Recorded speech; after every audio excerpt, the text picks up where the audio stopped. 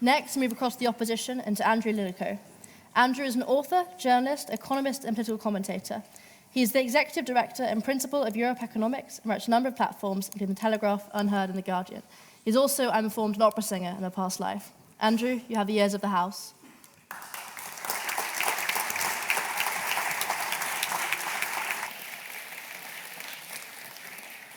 Thank you very much. I urge you to vote against this motion. I urge you to vote against it for two key reasons. First of all, it is misdirected, and secondly, it would make things worse. Clearly, the motivation for this particular motion at this time is the very high energy prices that we experience. To understand what's going on with very high energy prices, we first need to understand a little bit about what a grid is. Again, thinking about our definitions here at Cambridge. So what does the grid mean? In the energy sector, we can think of there as being three levels. One level is where power is generated, and perhaps, depending on whether you're thinking about gas or electricity or other things, the inputs for that, the oil, the gas, and so on. So that rank of the energy sector is highly competitive and highly competitive in the international market.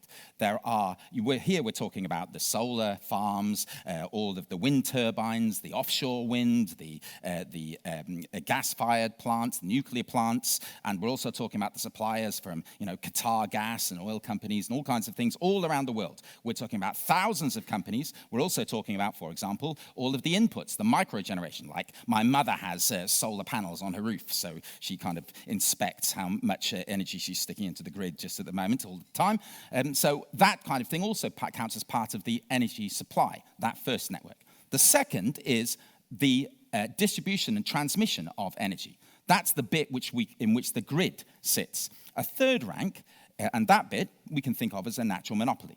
A third rank is the retail energy sector. That's where the bulbs and so on sit about. That's sort of competitive via some fancy pants regulatory framework. Doesn't work terribly well all of the time, but that's at least notionally competitive.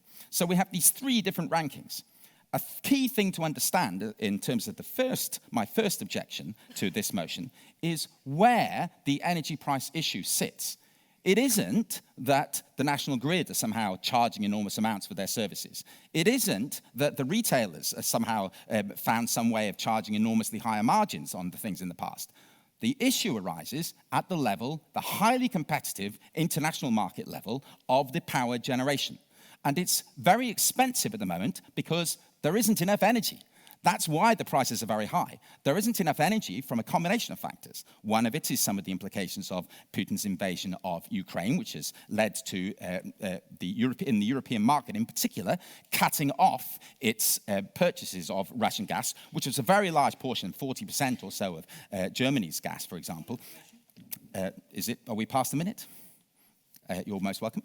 It only imported 3% of its gas from Russia. Why are we ending up spending more for worse outcomes? Could it possibly have something to do with the fact we have such a mesh of different privatized interests and we sold off all our storage? So don't you think that, in fact, the administrative dysfunction is part of the reason why this terrible system cannot withstand a crisis? The key reason why it has an impact...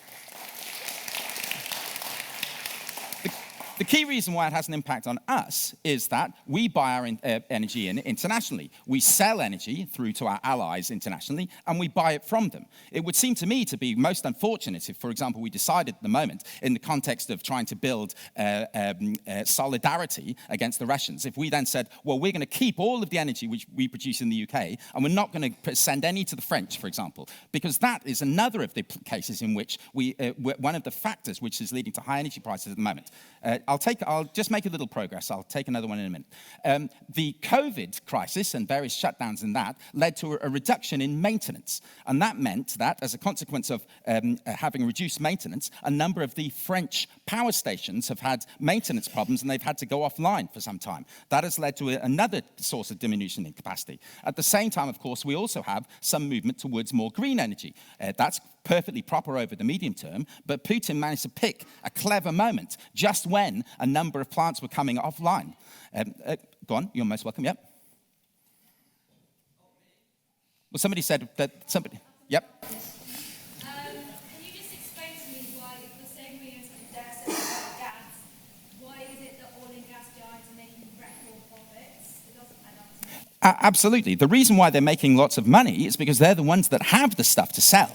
And the reality is that if we didn't pay the prices which they want, then we wouldn't get the gas. It's no good us saying we're going to go to Qatar Gas and we're not going to pay your price, or we're going to go to some Saudi oil company and say we're not going to pay the price. There may be some moves within Europe, and there are in fact moves within Europe, to aim to have a kind of buyer's cartel where they tell the Norwegians the price that they're going to pay for the gas. Whether the Norwegians will put up with that remains to be seen. But there are efforts to engage in that coordinated activity. But the key reason why the prices are high is that there just isn't enough energy. That's why. Because the prices are high, that means that when it goes to the transmission and distribution companies, again, they're buying it in. It's coming into them at a high price. They're not taking any increased margin on this at the moment. They have regulated prices. And then when it goes through to the retailers, what's happened with the retailers, in fact, it went into last year, a number of the retailers went bust, partly because of the price cap. Now, let me make a little bit more progress on this point here again. In terms of the way in which the market functions, we've now seen what these three kinds of layers are. And there are different arguments for how you should treat those different layers. So the highly competitive part of the market, what we've done up to now in order to encourage renewables generation is that we've decided that the amount that would be paid for a renewables generation would be defined by the gas price. So that meant that if you were a gas-fired plant and the price of providing gas-fired energy got very high, then we ended up paying very high prices to the renewables companies as well. That's being amended in current regulation so that we place things in different boxes. So we have a kind of high-capacity energy where you can change it very quickly, where we pay one kind of a price, and then you'd have this sort of more underlying, slower kind of energy created particularly by the renewables companies, where we pay a lower price. And so it's not that the market is configured perfectly, but I'll come to the point that that's nothing to do with the grid. The grid part of the market is subject to price regulation through Ofgem. And what happens with them is that their costs are assessed and they're subject to some incentive regulation to reduce their costs over time. That's then passed through to customers in terms of lower transmission costs, and then they're allowed a reasonable rate of return. That system isn't perfect either. So, for example, my team assessed what the allowed rate of return should be for the energy sector in 2010. The energy regulator, in its wisdom, decided to allow them a higher number. In my view, that was partly the consequence why they ended up with, for some years, excessive profits, because they've been allowed too high a rate of return relative to their costs. Probably at the moment, things are the reverse. The most recent assessment of their costs probably has been overtaken by events with increasing interest rates and inflation and all of that, and now means that probably the allowance which they have is a little bit low.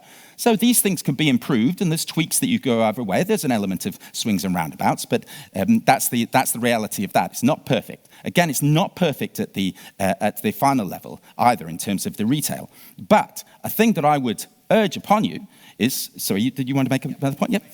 I mean, you've talked about tweaks being needed. How on earth is it the case that we've ended up like this? We were the least dependent on Russian gas. Why has the system imploded if the only thing we need to change is minor tweaks? Surely the entire system is rotten. I don't agree that the system has imploded. What has happened is that there's a lack of something, and so the price of that thing has gone up. That's the market working, not the market failing. That's a simple consequence of the fact that we have a lack of energy around. So it doesn't seem to me that the solution here would be, for example, for us to seek energy independence and to only make our own energy and never trade it, never sell it to anybody or buy from anybody. That would seem to be a terrible mistake. It's much better to participate in international markets because these are highly competitive markets. A point that I would make about some of these tweaks is, absolutely, you can always talk about improving regulation, but it's much better, and you're much more likely to improve your regulation if you maintain the proper separation between the regulator and the things you are regulating. So if, for example, you were to have, so some of the people I advise internationally, in some countries, you find that the regulator, the regulated firm, the energy firm, is owned by the state. And then when you speak to them, then they'll often say, oh, well, we can't do this and that, the other thing that the regulators try to make us do because the government says we have to do something else. And it creates a conflict. I'm afraid I'm in my final minute now.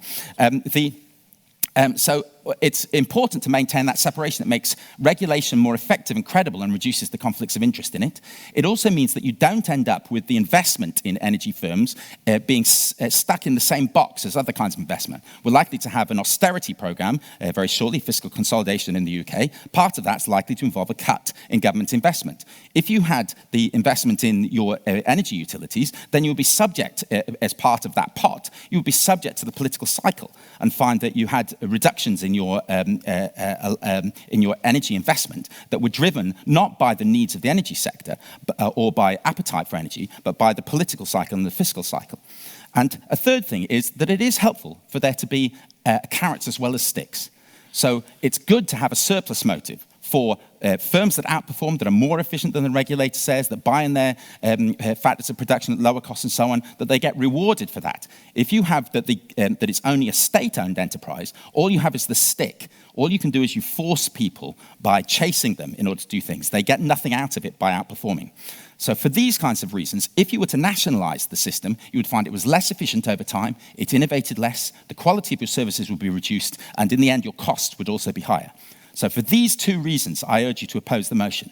Just to rehearse them again, the motion is misdirected. It isn't the grid that is the source of the high energy prices. It's the lack of energy internationally that's the source of the high energy prices. And secondly, if you were to take this solution, you would make things worse, not better, because it's better if the regulator is separated from the thing they regulate, and if you bring them together, you end up with lower quality, less innovation, higher prices, and poorer services in the end.